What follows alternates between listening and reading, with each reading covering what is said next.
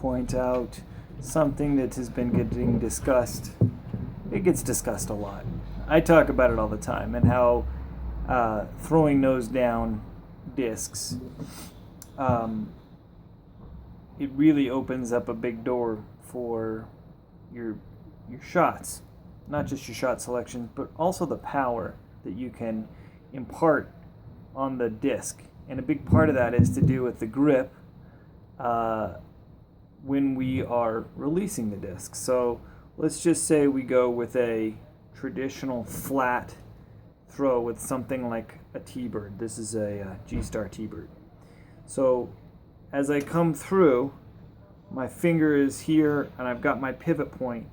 But as I come around, if the disc is flat and I get to here and the disc is still flat, I've got my hook in, but the angle of the disc is, it's flat.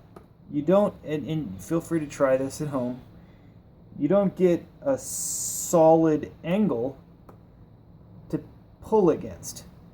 It gets terrible if you're throwing nose up. Now if you're throwing nose up, if you're coming through here with the disc like this and then releasing here, that angle of your hook against that, there's almost nothing there to pull against. And remember, we want to pull the back of the disc to turn our angular momentum into forward velocity. Okay, now watch what happens when we tilt the nose down.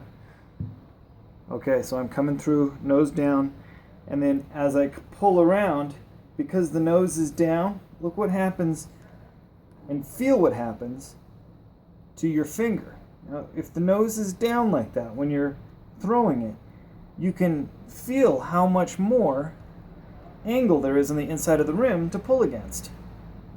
Now, people often think if you throw it nose down, then the disc is going to fly down.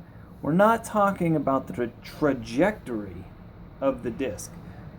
Think of it like if you're shooting a cannon, you're still throwing the apex of the flight to be off the ground wherever you want it to be so that it goes up. But a disc can fly like this out of your hand perfectly fine, and it will eventually right itself to flat, slow down, stall out, and then when the nose gets up, that's when the stability increases and it starts to fade.